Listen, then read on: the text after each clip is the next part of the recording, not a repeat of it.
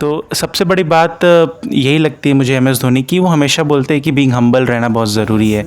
तो वो बोलते हैं कि right from the first man किसी बिल्डिंग में जाते हो और उससे लेके एक मैनेजिंग डायरेक्टर तक सबके साथ सेम रहना बहुत इम्पॉर्टेंट है। अपने रणजी टीम के साथ ट्रेन में सफ़र करना जबकि वो फ़्लाइट में जा सकते थे, और अपनी बाइक्स और खुद साफ़ करना।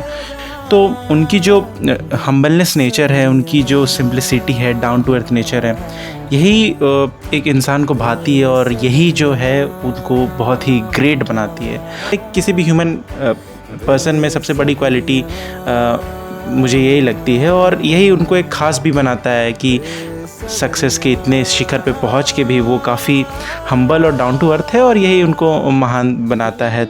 और किसी में इंसान में अगर ये नेचर है तो वो लोगों से कनेक्ट करती है। तो ये जो बात है मुझे माई की बहुत ही खूबसूरत लगती है।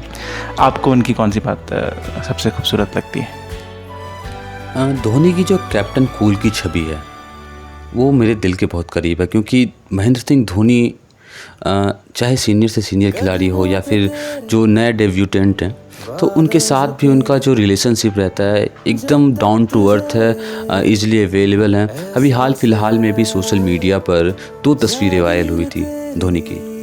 एक तस्वीर उनके घुटनों की इलाज के दौरान की थी, जो कि जंगल में साधारण से डॉक्टर के पास जाकर के वो करवा रहे थे। चाहते तो वो विदेश चले जाते और अपने घुटनों को जो भी तकलीफ़ थी वो उनका इलाज करवा सकते थे, लेकिन उन्होंने अपने ही इलाके के किसी डॉक्टर को चुना और वहाँ पर खुद जाकर उन्होंने उनका इलाज जो है वो करवा रहे। और एक और तस्वीर थी 2 गरीब बच्चों के साथ सेल्फ़ी की।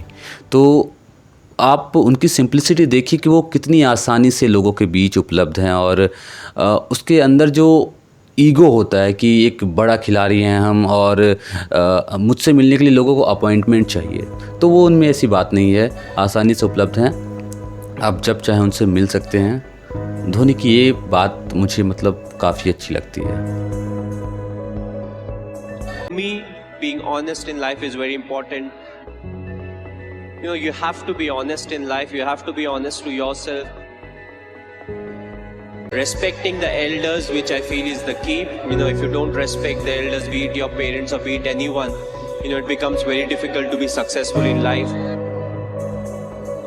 Being humble, when you enter, let's say, any big building, you know, right from the first man you meet to maybe the managing director, you have to be the same to each and everyone. Hard work that you have to put, you know, irrespective of what your profession is.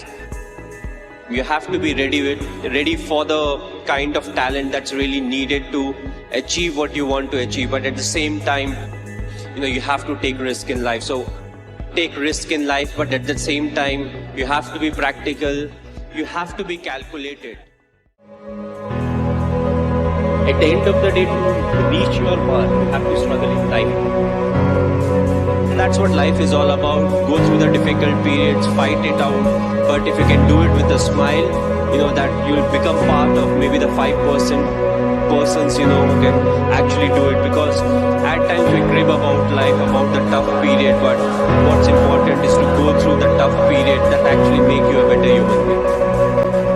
कल कोई और आएगा जो मेरे से अच्छा खेलेगा, कल काफ़ी दूसरे लोग आएंगे जो आपसे अच्छा देखेंगे। तो फ्यूचर में कोई याद करे या ना करे, यू नो, डजेंट मैटर। तो मैं पल दो पल का शायर हूँ, पल दो पल मेरी कहानी है, पल दो पल मेरी हस्ती है, पल दो पल मेरी जवानी है, मैं पल दो पल का शायर हूँ।